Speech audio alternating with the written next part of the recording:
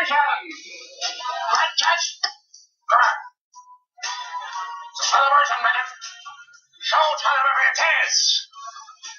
Rick James.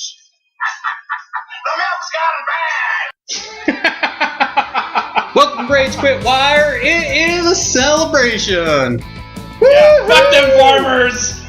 Welcome, Braves Quit Wire again. Chris. Farmers took a nerf. But. Farmers took a nerf. But not a hard nerf. Hey, it's something. It's something. We'll take what we can get.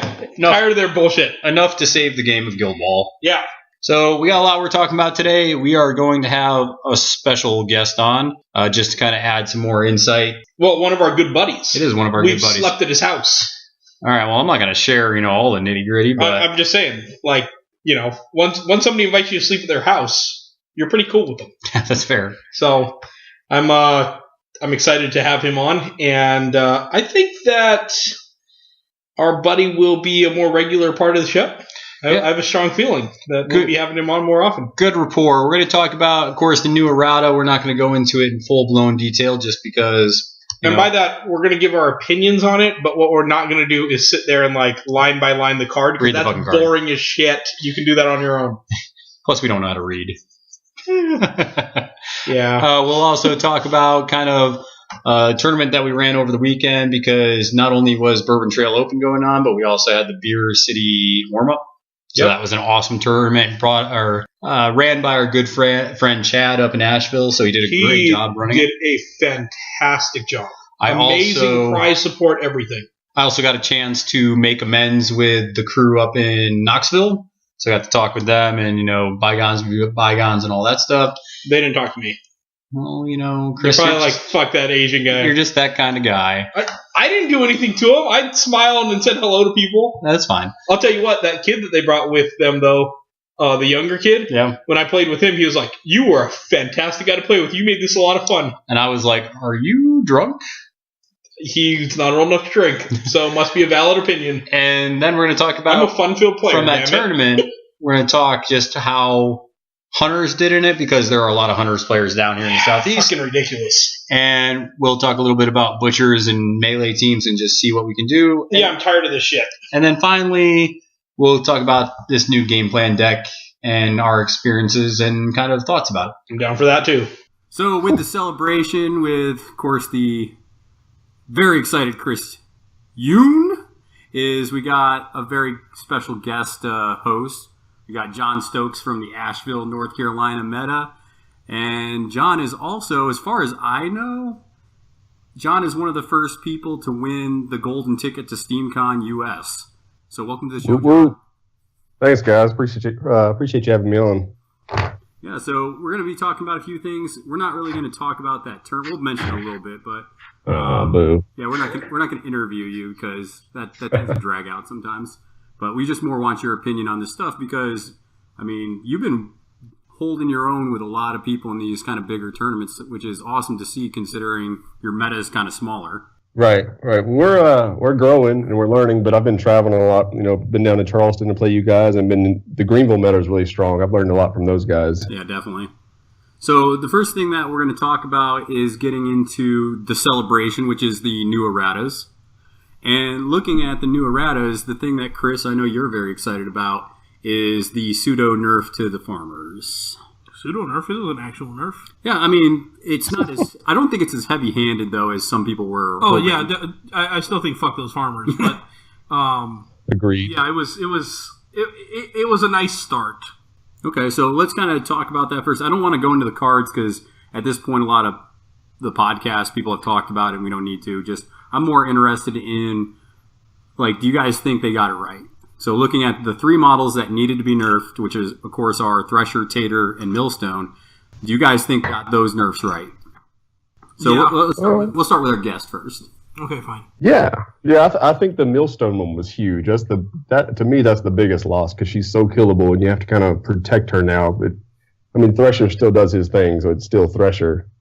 And I don't know, the placement of the harvest markers takes so much more planning than it did before. Yeah, I think they really went from being a super forgiving guild, because you could just place the harvest markers down, and because the ranges were so big, it was really easy to still be in those ranges.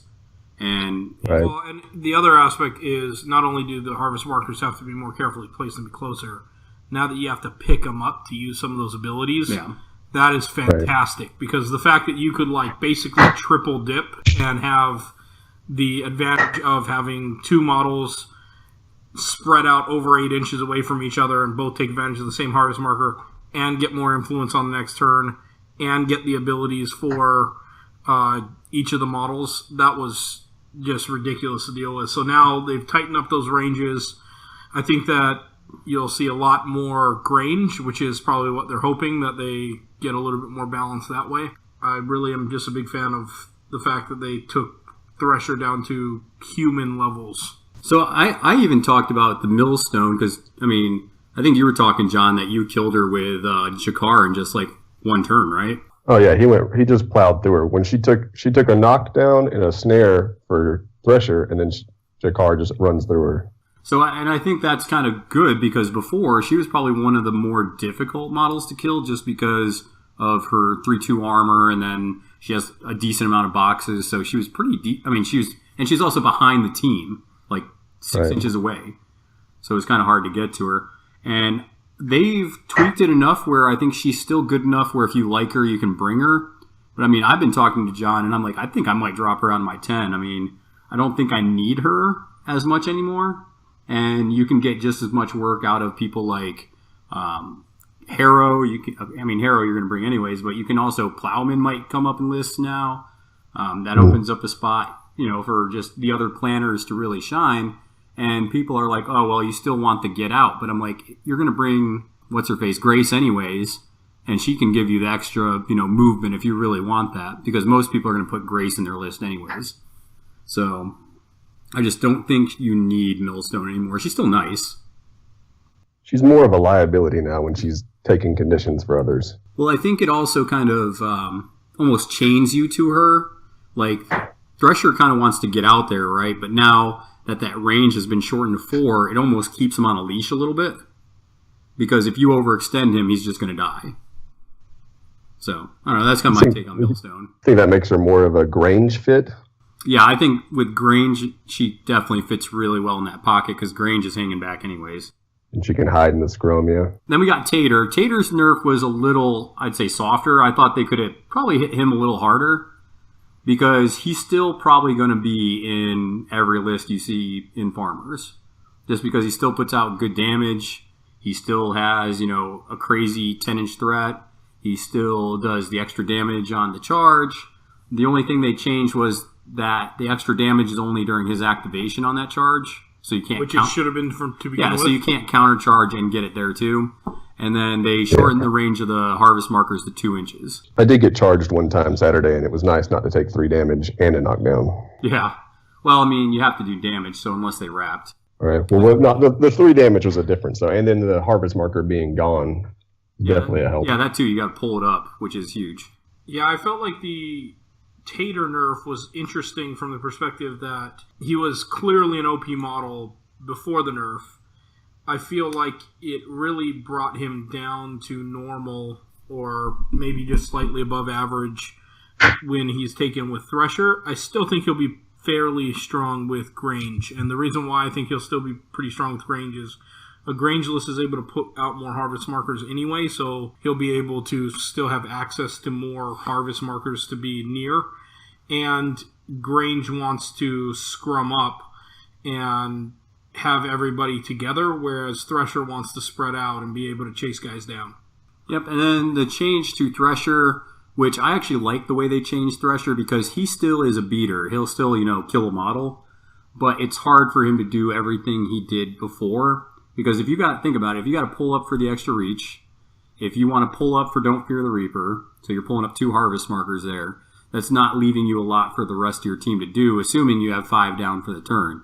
And they stretched out his playbook, so I think they did him right. I think they just moved everything down his columns a little bit, and he's still dangerous. He can still kill models, but it's not like super ridiculous like it was before the nerf. And I also think that he's going to be one that you're going to see him played much more as a scorer than just killing everything in sight like he used to be.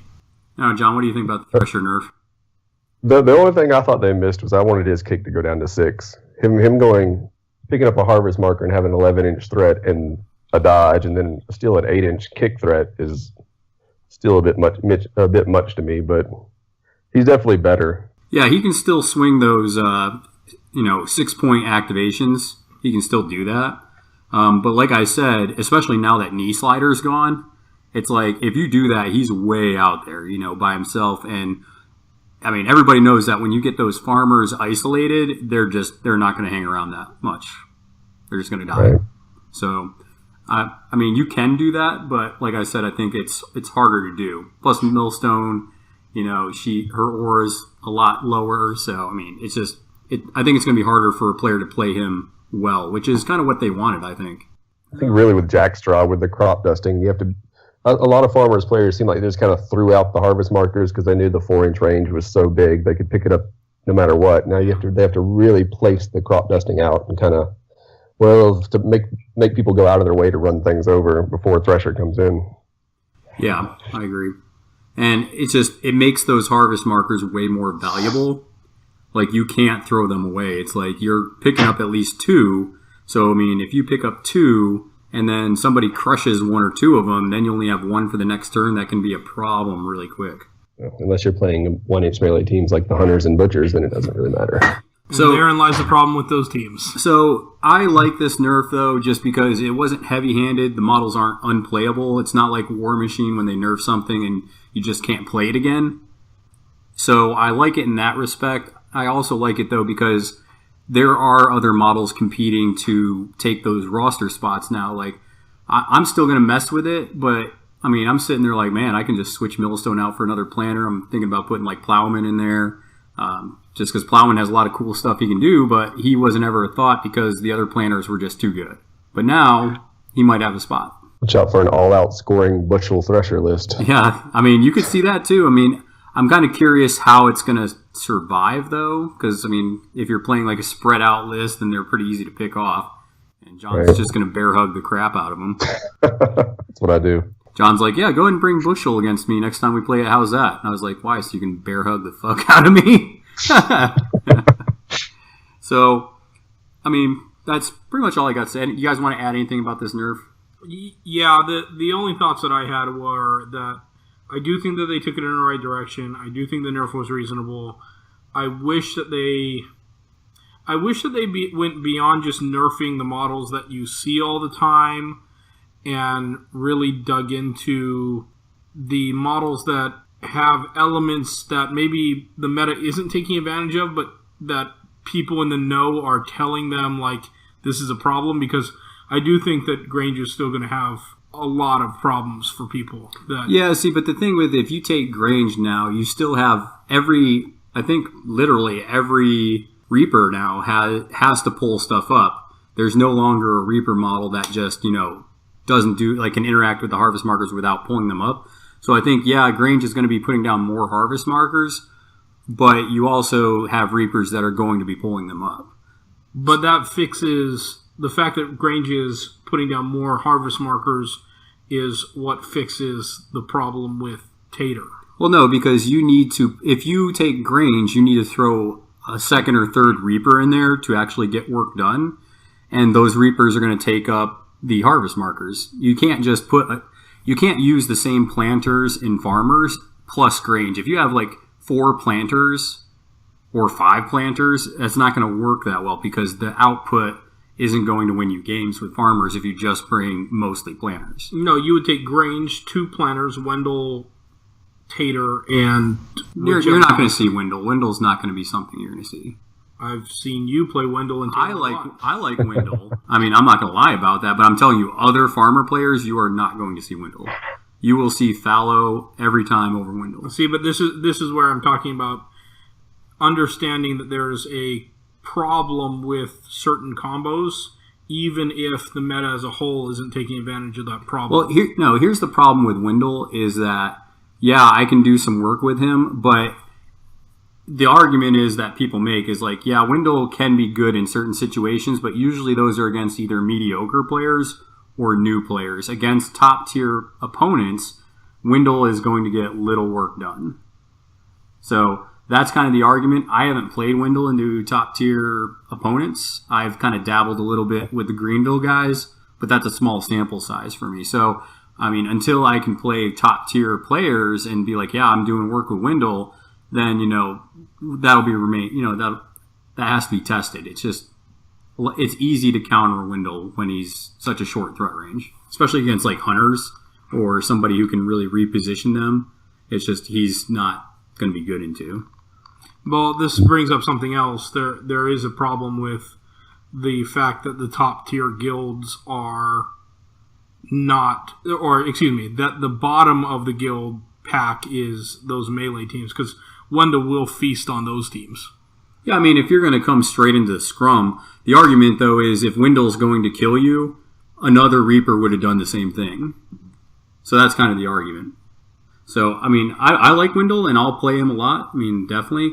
But, I mean, there are other Reapers that can do the same thing with, more efficiency. So he doesn't scare me as much as Fallow does. Well, that's because you play hunters and you would just do bad things to him. Well, true. He can be controlled. You'll be like, oh, congratulations, Wendell can't move at all now. Also, you got gotcha'd by Fallow, so there's that bad taste in your mouth. Yeah, Fallow. One time. Yeah. One time. Well, that's how you learn, right? Right. All right, so, John, you got anything left you want to say about the farmers? What you think about the nerf? I still don't like the matchup, but thanks for finally doing something. All right, so the other nerf that came out was to Avarice and Greed no longer being on the fish. I feel like a lot of fish players were moving away from him anyways. I feel like a lot of them are switching to Gutter, and I don't know, maybe some people got wind of this change happening, but I haven't seen Avarice and Greed with Corsair in a little bit, so I wasn't. I mean, some fish players are upset about this just because they like Avarice and Greed.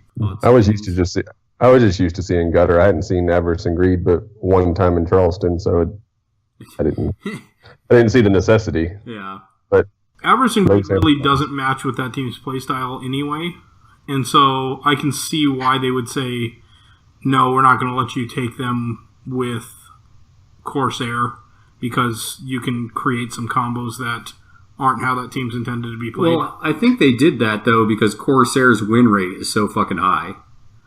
Like, Corsair already is, like, high, and then you put in this beater that will auto-kill anything that Corsair drags in and the team beats up on.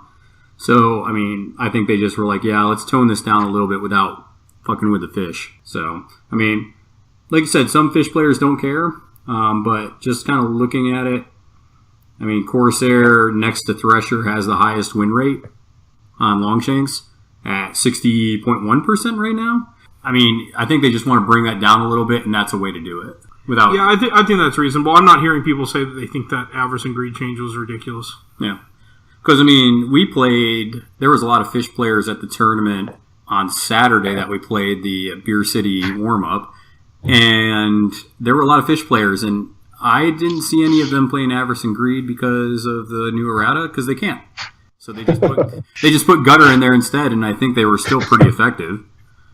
Yeah, given the fact that those final tables were full of hunters and fish players. Yeah. I would think that, they were pretty effective still. So let's kind of look at that real quick, because looking at the hunters and fish, obviously there was a lot. I actually posted on Gubs that round 3, I think the top 10 players, it was like mostly fish and hunters with like one mortician player sprinkled in there. So, John, you beat me in the mirror match at the final table there, which congrats again. Thanks, man. And what do you like about the hunters right now? Why are they in a super good spot, especially with the way the meta is? My favorite thing about them is the versatility of them. They're a team. I can win games with 6 takeouts. I can win games with 3 goals. So they're really adaptable against the matchups. You throw Theron out there and you can control teams and beat a little bit. You can throw Scoff out there and set your team up and score. So I think the versatility makes them where not all matchups are good, but there aren't terrible matchups because you can really counter people really well with them. Yeah, I think that the worst matchup was the pre-nerf Thresher, and that was the worst matchup that Hunters had. Oh, that was miserable. You said that you you can do the takeout game and you can do the goal scoring game, and it's pretty balanced right now. And especially, I think a lot of this new stuff that's coming out is like lower to mid defense, so it's easier for you to kind of control them when you're doing the character plays. Right. As long as there's not a bunch of 5-0 models across the table, they can control just about anybody. Yeah, and you can always just stick the bear on those models. Oh yeah, bear hug everybody. Which is except weird. for Chris's butchers. Don't do that. He likes that. Yeah, he likes the bear. Yeah, I mean, and if you look at it, it really is surprising though, because like I was playing against the butchers and I was playing against some other melee teams, and I'm getting like about 4 takeouts, in a game with a guild that you wouldn't expect to get those takeouts. What do you think is the most important thing when you're playing Hunters for anybody that's interested in them? Because a lot of people want to play them, especially with the Falconers coming out here soon. Number 1, put Jakar on the table. Always. And don't get in scrums. I think that's where I've lost a lot of my games, is getting in tight scrums, spreading out the hit and run game, and kind of learning to be patient and figure out who you can control. It just takes a while. They're not plug and play like the farmers, the pre-nerf farmers. You just put them out there and you plug, and it doesn't take a whole lot of setup to be good with them. You have to really learn the spacing and positioning and how to hide behind barriers with pinned models, and really just staying out and making that big horseshoe. Yeah, and using that egret, I like using her to get the poison out there early and let that start chewing on their team a bit. Right. We don't like full health models. They should be, a third of the way down by the time we get into the scrum if we have to. Yeah, exactly. Yeah, this is a guild that I think is one of the prime examples where the numbers don't tell the full story, because I think that at the top end, players are able to get a ton out of them, especially now that Theron's had the buff. If you look at Longshanks, their win rates are for both captains are both under 50%, which I think is really deceptive. I think that in the hands of an experienced, skilled player, these guys are at the top end. I just think that it's a prime example of where, in this case, you have to look at what sort of combos somebody's able to deliver, and if they have certain abilities that combine right, the data doesn't tell the whole story. Yeah, I think that this is one of the guilds where, like you were talking about, John, that you have to get practice with, and you have to figure out your tricks that you can use, because if you're not using every bit of influence to win the game, like if you're just doing random character plays just to do them, you're not going to win much with this guild, just because it does take a ton of setup and game plan to get to 12 points. Right. And plus, it can go bad quick with Hunters. Like, I mean, if you start missing plays or if you start putting models in the wrong position, you can turn a win into a loss really quick. Yeah, we have a lot of squishy models that need to be hidden well. Like Jakar. Jakar goes down easily if he's not hidden. It was funny, though. I was playing a pretty good Mason player from Raleigh, and after the game, I beat him, I think it was 12-5. And after the game, he was like, I have never seen somebody get that much work done with Jakar. And I was like, well, he's probably the best model in the guild, so you might want to rethink how you're going to deal with him next time. Can we get veteran Captain Jakar shirts made like those Salt guys? Dude, he should be. Like, they should get a vet model for Jakar and just make him a third captain. I don't want to lose him as one of my models, though. That's true. That would be sad. I wish that the way that they crafted these guys was a little bit more. I wish Theron wasn't able to do so much in melee. I wish that he was able to. I wish that he had the strong distance game, that strong control game like he does. But I feel like they did make him a little bit strong in melee, considering how strong he is at range. That's one of the things. I don't think I hardly ever get Theron up in melee.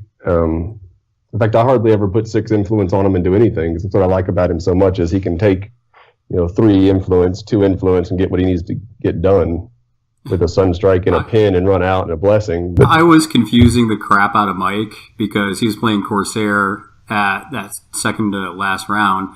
And there was a couple turns where I put no influence on Theron just because I was like, I'm going to let you sit there and think about it. And if you don't activate Corsair, I'm going to pin you and walk away. And then we'll have a forest and you can't see me, and so you can't drag me back. Yep.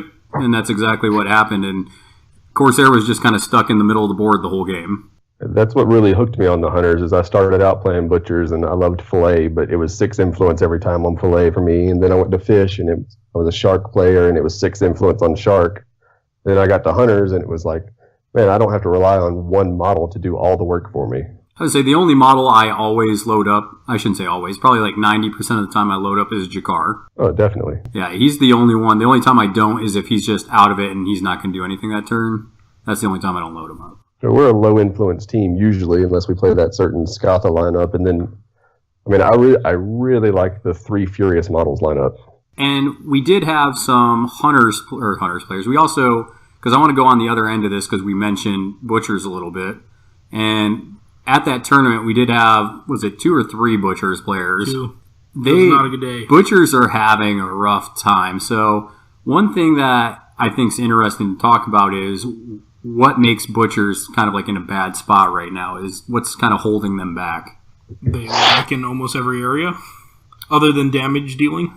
They still put out a ton of damage, but like when you look at them, there are multiple things. First of all, while you do have some that can put out bleed, the conditions that the Butchers put out, generally speaking, are not as strong as the conditions that every other guild puts out. I think they're harder to put out, too. They're harder to put out, but then the bleed is a really good example, right? It does 3 damage, and that does more damage per turn than any other condition, but then it goes away. Yep.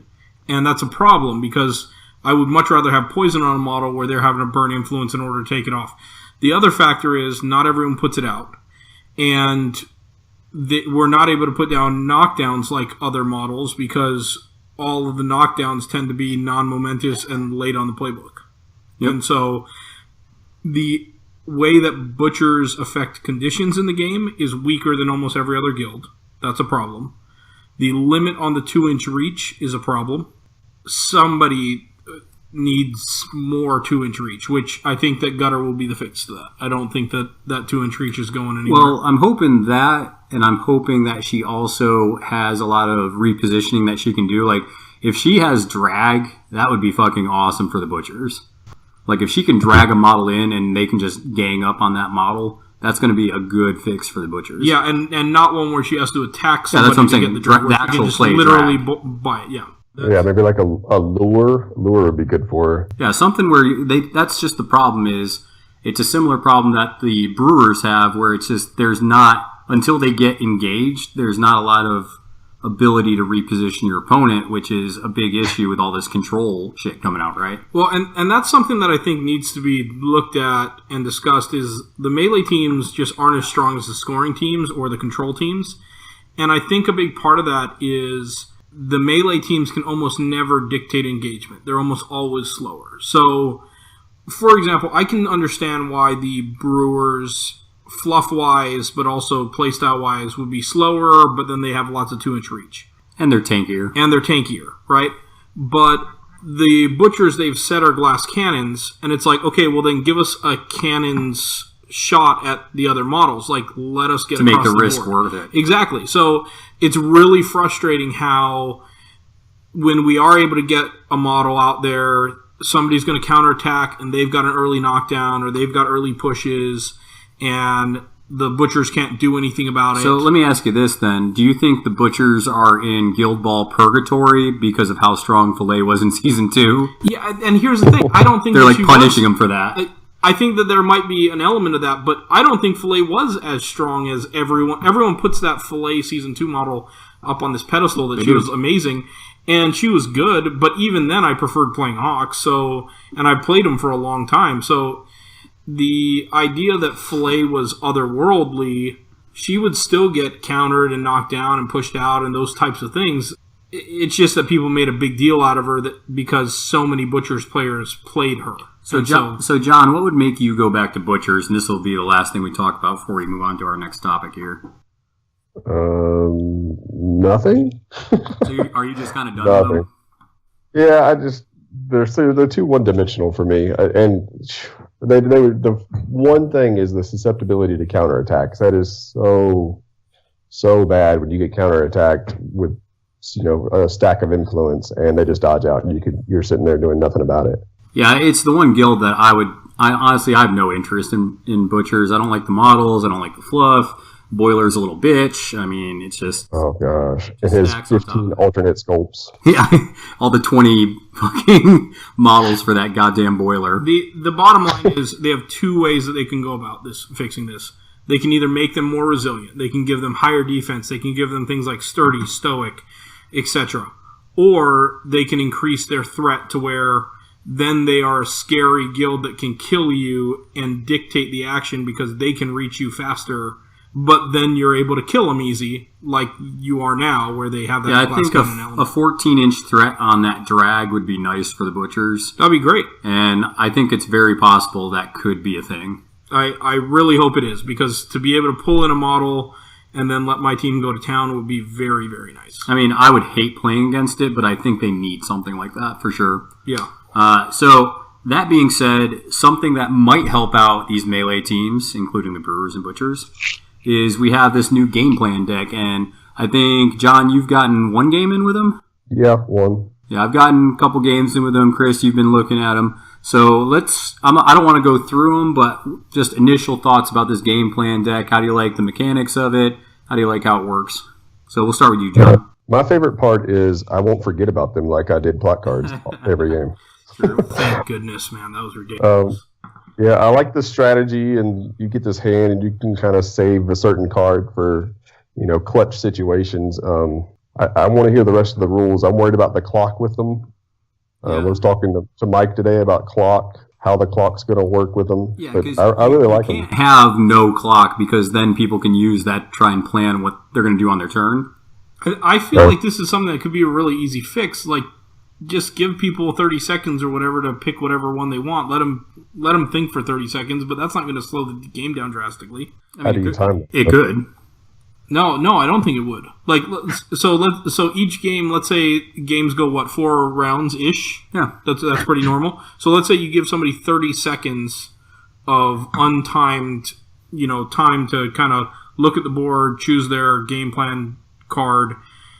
You're talking about adding 2 more minutes to the game as a whole? Yeah, but see, that's a big deal. Like, if I'm sitting there, I put mine out quick, and I pick it, and then maybe I'm messing with the influence, or maybe I sit there and I'm looking at it, and I'm kind of counting out some stuff. And you can milk it out. I'm not saying that people are going to do it, but there are some people that will milk out that time if it's not on the clock, just so they can use it to plan out their turn.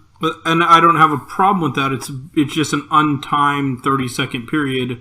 But there's plenty of times in a tournament where the round comes down to the round timer, and that's time that could be wasted on the round timer. Yeah, but both people are doing it at the same time. Yeah, but if I pick mine within 10 seconds, and then So what do you want? Is somebody pick it, and then they hit the clock on the other guy, and then as soon... No. What you do is, so you basically pick your card, okay, and then you resolve them, and then that's when because there are certain things that you have to resolve on the card, and that's what we're saying there should be a timing mechanism behind. Like, as soon as you play it, realize who has initiative, and then the timer basically should go, even if there's something you got to resolve. Yeah, that's what I figured it was. I thought you were just talking about how much time it takes to pick your card. I mean, that's an issue, too. But I figured that it was just common sense that it was going to be what you described, where once both people play them, whoever has initiative... And that's what, John, I think you're talking about, right, is we just don't know how the interaction's going to go. Yeah, if you pick your card within 10 seconds, you're like, I know which one I want for this situation, and then your opponent across is just sitting there looking at them and staring at them for 4 or 5 minutes, and you're in a tournament, and you're both getting low on clock, and, you kind of start pushing the round timer then. That's what I'm saying. And did you go to the round? No, you almost went to the round timer, right, John? I went down to 5 seconds left on the round timer. Yeah, I've seen that a couple of times and if it goes down the round timer, you're kind of putting it in, fate's hands at that point. Just where the game is when it ends. Well, when we went, it was me and Alan, who's the most fun guy to play ever if you haven't played him in a tournament. And the score was tied at 10 and he had kicked. So we had to look it up, but he would have won if I had not scored in the last 10 seconds. Yeah, and that's just something that some people aren't aware of, and this could be abused if it's not cleared up, which it will be. I mean, Steamforge is pretty good about getting on top of that kind of stuff. To me, it just seems really simple. Once both people have selected their cards, and you can talk about however you want to time them selecting their cards. But once they select their cards, whoever has initiative, their maintenance phase starts, and they go. Yeah, I think the only thing is, like, if after X amount of time, like he was saying, like, if it's 30 seconds and you still haven't selected a card, there needs to be some kind of consequence for that. Right. Like, you need to put it on their clock or something if they're taking that fine. That seems reasonable. But that's what I'm saying is you need to, otherwise, because other games don't have a clock and people slow play the shit out of it. So there are assholes out there that will slow play the game if they can. I just don't see if you put a 30-second timer in a tournament, where does that 30-second timer come from? Do you have to get your phone out in the middle of a tournament to time 30 seconds? So I don't know the solution right now. Yeah, I think it's relatively easy to figure out, though. Like, you can tell when it's been, like, a minute or so. Right. So looking at that, getting that cleared up. This is also what I want people to take away from this. I hope this isn't something that becomes a problem that somebody has to rule on, because the only way they have to really make a ruling is if people are really just trying to milk the shit out of planning their entire tournament. People are already asking questions about it, so it needs to be ruled on. Yeah, there is a sportsmanship aspect here where not everybody's a sportsman. I agree, and I tell people that they're assholes. So the question that I asked, though, is do you guys think that the deck is going to help some of these melee teams out? I hope so. Some of the cards, yeah. I mean, like a lot of things, it kind of depends on your draw. You got to get a little lucky with the draw. Okay, so let's talk. I know this is probably the thing that Chris likes the most, is that they took the dice roll out of it. You add your momentum plus whatever's on the card. Right. So this is like a triple celebration, Chris, because you don't have to roll for momentum anymore. Yeah, that fucking sucks. Cheers. Yes. I mean, I think, John, you've been screwed in tournaments because of that too, right? Oh, man. It almost cost me versus Gabe. Oh, did it? Saturday, yeah. It was really close.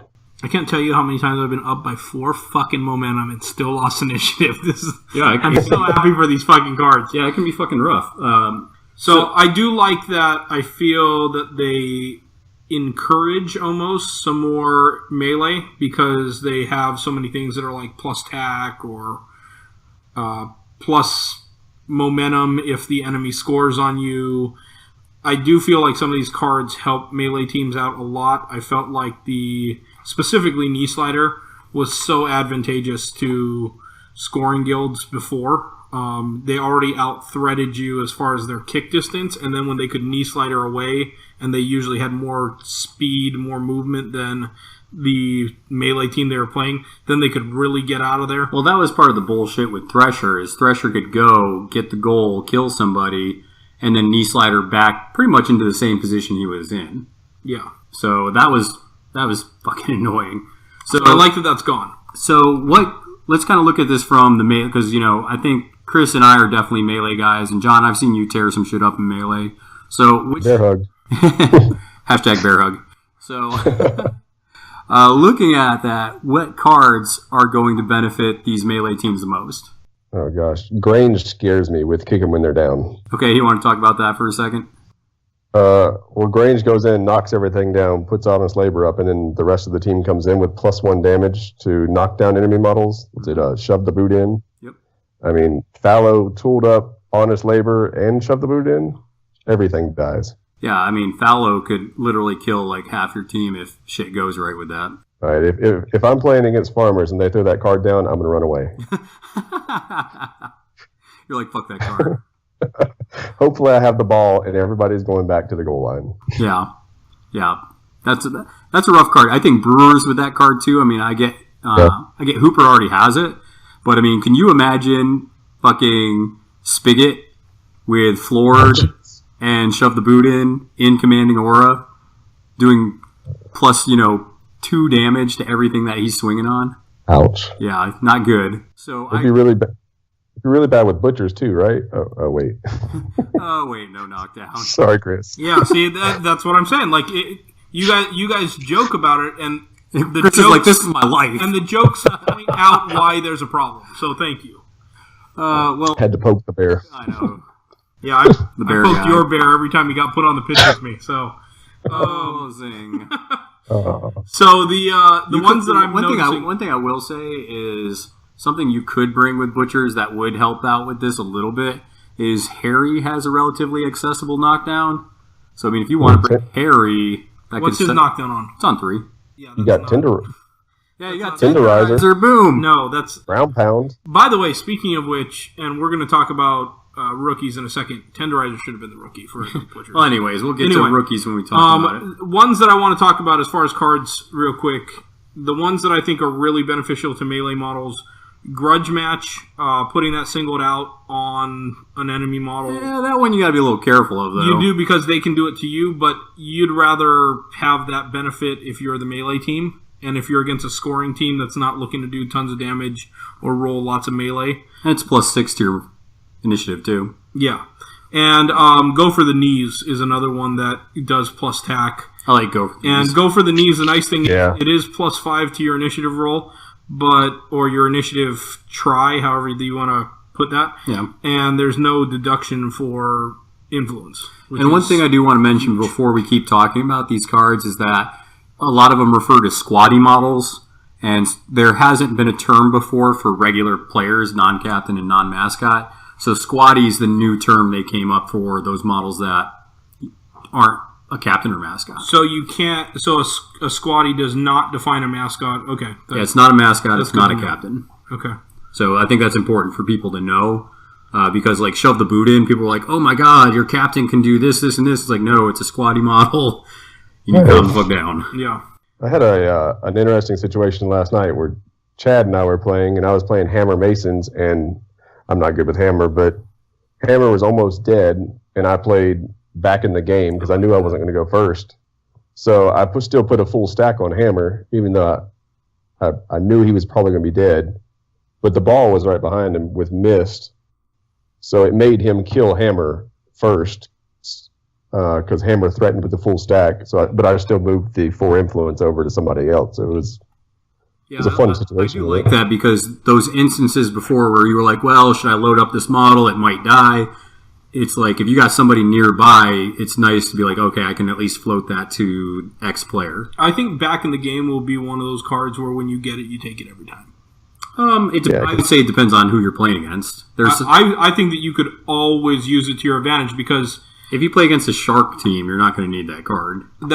You won't necessarily need that card, but you would still probably take it. And the reason why you would probably take it is it's +4 to the initiative, and you don't take any deductions for. Well, yeah, that's what I'm saying. If you have other cards that definitely they have negatives that the positives don't outweigh for your team. Yeah, it's a solid card. I mean, it's not bad. Yeah, like I just think that there will be a lot of times where when you see that, you're like, man, I'll just take this, even if something's not likely to get taken out. I'll worry about the ones that are the most likely to be taken out with it. Great, but I'll just take it for the +4. And I'll tell you the card that I like, and this is because I play my farmers. The card that I like is Hunker Down. It's only a +1/+1 for the influence and the momentum, but your counterattack you get +2 tack if you're on your half of the pitch. So you get Resolute, which is Shock's basically character trait. Yeah. So I like that one because I like to play on my half of the pitch anyways a lot of times. Okay. So that one kind of feeds into my play style, and it's good getting +2 tack on the counter. Yeah, that'll be good. All right. So let's go ahead and we'll each of us pick. Why don't we do this? Each of us will pick which card we like the most. So this isn't necessarily melee. This is out of the cards, which one is like, yeah, that's a card that I can't wait to get and play. Oh, I got it. I love back in the game because so often people like to leave your captain at 2 or 3 hit points and just let him sitting there and, well, okay, I'm going to put 4 on Theron. If you don't kill him first, then he's going to pin you and run away. Nice. I tell you the one that I like is it's kind of a combination of these two. I'm torn between midfield general and I'm torn between keep the ball moving because I like midfield general just because it just extends the threat of your team a little bit. So like those people that are like, oh, I'm going to stay 9 inches out of your threat because I know your threat's like 8. This card, you play it, boom, all of a sudden they're caught, and you can go into it. And it's nice to have in your pocket when you got it. The ones that I'm looking at, I already mentioned go to the knees, so I'm going to, but I do really like that. I also like this keep your chin up. The fact that you're able to use Come On Mate, and you can do it without spending momentum, I think is pretty big for when you do, especially early on in a turn when you don't have a lot of momentum. Think about it this way. If you win initiative, you can play that card. You win initiative, you can activate first, stand somebody up, and then go into your turn. Yep, that's exactly what I'm thinking. So yeah, that's a great card. I like that one too. So I think it's going to be really positive for the game. I think this actually, there's some cool things, and there's going to be some gotchas with them, but I don't think it's anything as destructive as like Knee Slide or back. I think Don't Touch the Hair was a bad one back in the day. Yeah. So I think all in all, this is going to be, people are going to play the cards, which is the big thing. You're not going to forget about them. Offside Trap is almost like they created a card that's the opposite of Knee Slider. Kind of. Because now, like, I've never seen a card that more damages scoring teams. Yeah, when you want to get somebody up there and, you know, maybe you do want to get them in tap-in range, but that means that they're going to set off that offside trap and that they're going to be, that's just not good. So, John, any last second thoughts about these cards before we move on? We got 2 things. Oh, man, let's move on. All right, so last 2 things that I want to talk about, and this is more kind of like model related, is first off, we have the rookies that came out, and all those models are available online, so those of you that want to get them, they're online. They're in the Steamforge Vault, if that's what you're... Basically the locker room, right? Yeah, that's what it used to be called. Yeah. So, first off, John, are you going to buy any of these models? Oh my gosh, how many am I going to buy is the question. Zarola for sure. I love the Zarola look. I think she looks better than the original Zarola. I agree. I just bought Alks to just play with, and I love Venom. He looks like he's about to break dance. Yeah, he does. He looks like Lucio off of Overwatch. And then Mash. I love Mash. That's a good one. Chris, what about you? You going to pick up any of these up? Yeah, I'm definitely picking some up. I have to pick up the Boiler, even though I'm not a big fan of the skull. Fuck Boiler, hashtag.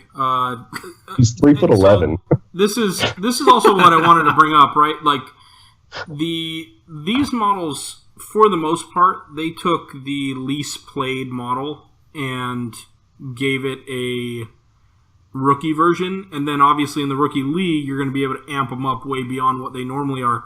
I kind of think that Steamforge is going to look at what people want on these models and then give these models a buff. Obviously not as high as what the cards, that broken level the cards take them to in the rookie league, but I think that they're kind of experimenting with, hey, what do people want to see out of these models, and let's give them a buff later.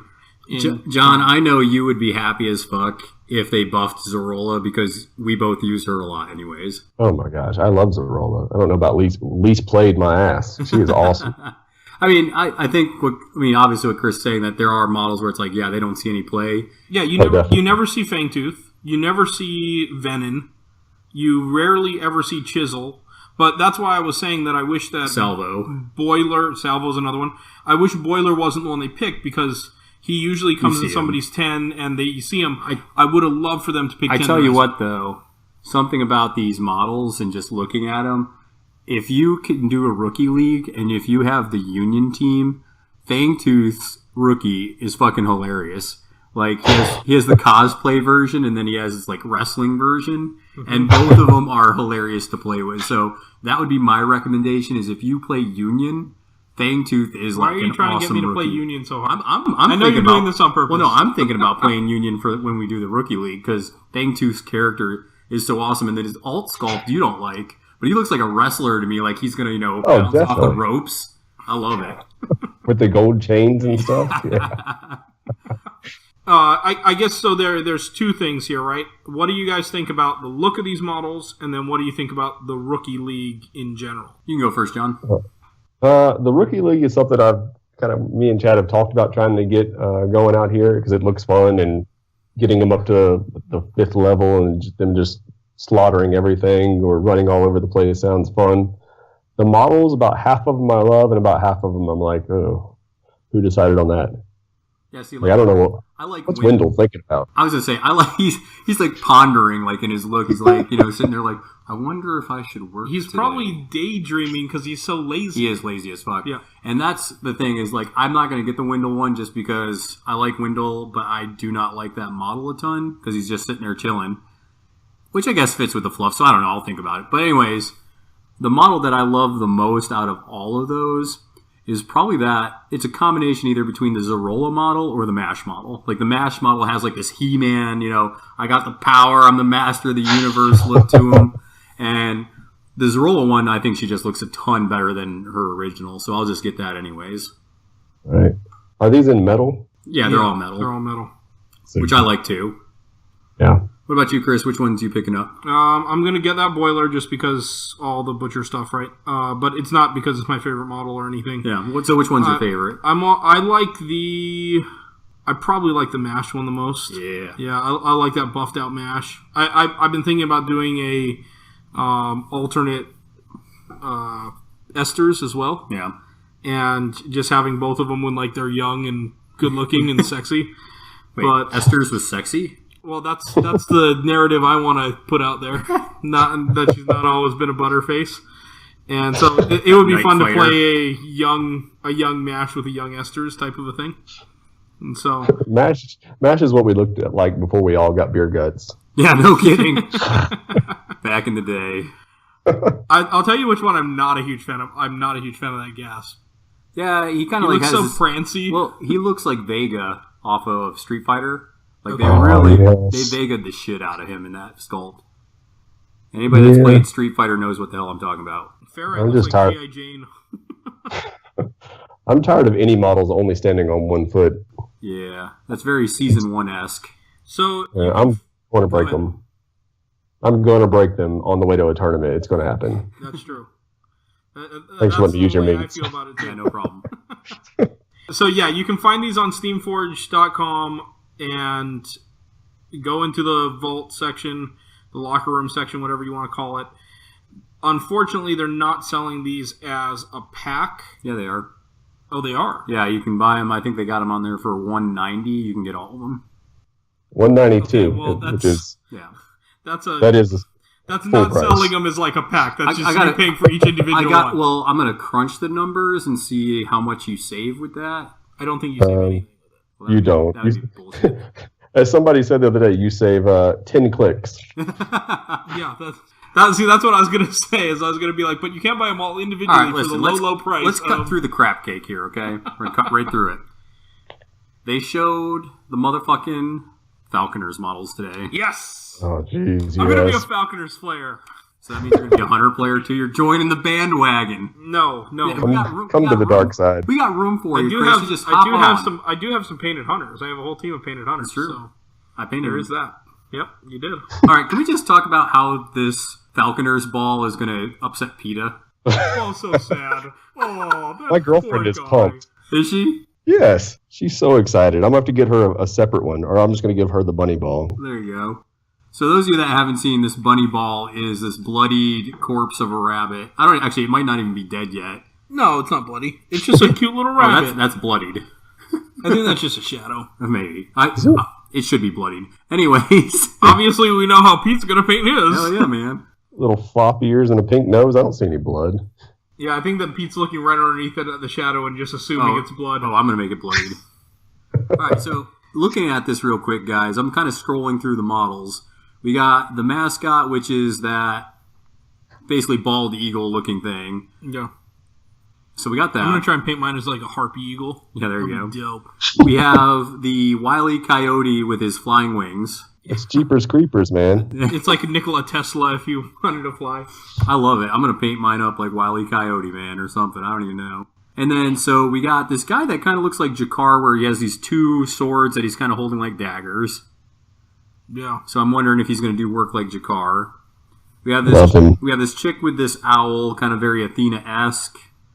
And then we got this, I think we got two other ones. I don't know if this guy has like a bird nest on his back, and he's got some kind of weird like staff or... No, he has a bow. It looks like a bow. Oh, it is a bow. The pictures are a little fuzzy if you haven't seen them yet. And then the last guy or chick, you can't really tell because he or she is hooded. Also looks to appear to have, I guess that's where the falcon would jump off of its arm or something, I guess. I don't know. Sure. So Yeah, the strap that attaches to the leg, maybe. Yeah, maybe. I like it. So just first kind of reaction look of them. What do you think about the models, just the aesthetics of them, John? Oh, I'm loving them. I'm trying to find if all of them have birds somewhere on them. You can see two birds on this. Yeah. Two Swords guy has the eagle on the shoulder and then the owl on the stick.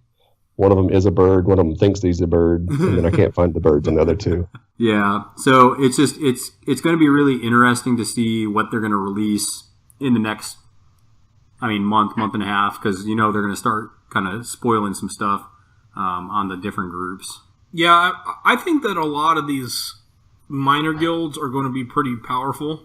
Just like I think you're going to see a lot of people playing rat catchers. Yeah. So I'm excited as the minor guilds come out. I do feel like I need an option other than the butchers because they've been so frustrating. And I'm strongly looking at this as one of those options. So yeah, I think if you haven't picked, if you've been thinking about picking up hunters, you done messed up, AA Ron. Because now that people are going to see these models, hunters are going to start being bought up all over the place. Yeah, I love how much non-hunters and falconers players are going to hate the wannabe flying guy. Yeah. I hope he does something just crazy, like some kind of deep strike nonsense. He's got to be like Dirge, right? And ignore everything underneath him. Yeah, that'd be awesome. So excited to see that stuff coming out. I really hope that eagle is able to pick off mascots easily. Kind of hunt them down. Yeah, especially some of the smaller mascots, like the chicken or Princess, Scum. Yeah, that would be really cool. Scum out of this, okay? So,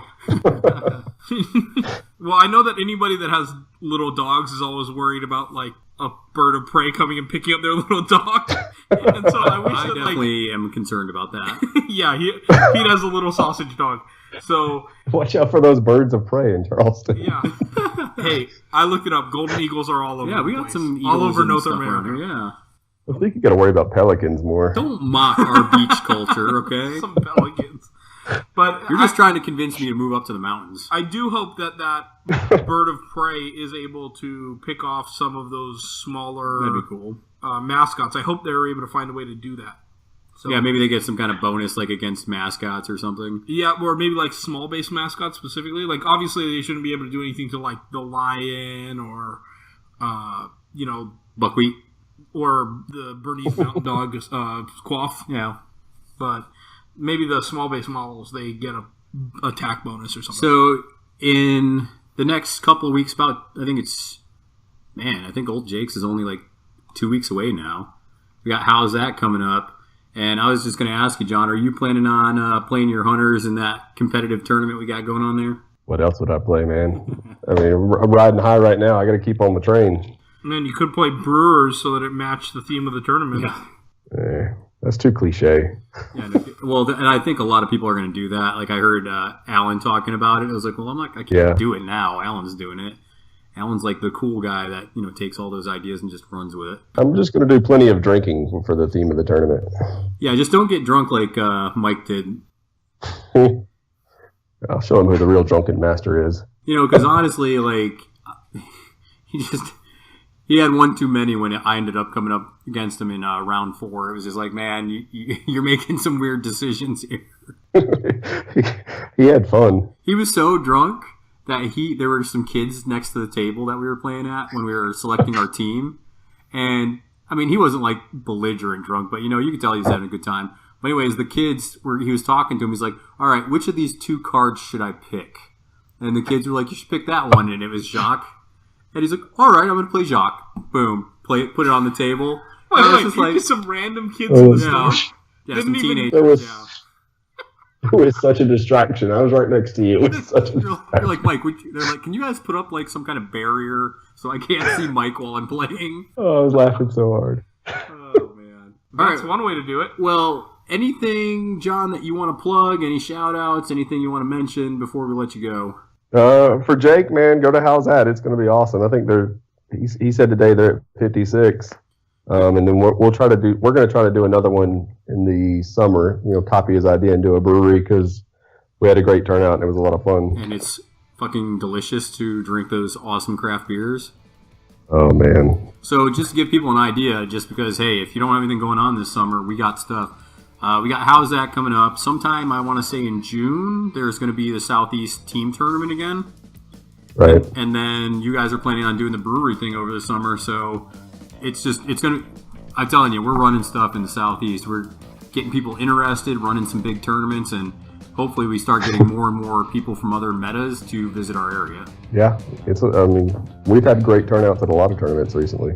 Yeah, and I mean, it's also not just like this over-the-top competitive environment. I mean, we do have those players, but there's also a lot of newbies coming out to this stuff. There's a lot of mid-level guys playing in them, and it's just some fun There was a tournaments. guy that came out to this last one that said that he had only played like 5 games. Yeah, I played against a guy from your meta, Mitch. Yeah, he's one of our new It's like guys. his first full game. I played him round 1, and Chad's like, so Mitch, just so you know, this guy right here is like, number 13 or whatever in the United States, but don't let that bug you any. I was like, it's okay, I'll be gentle.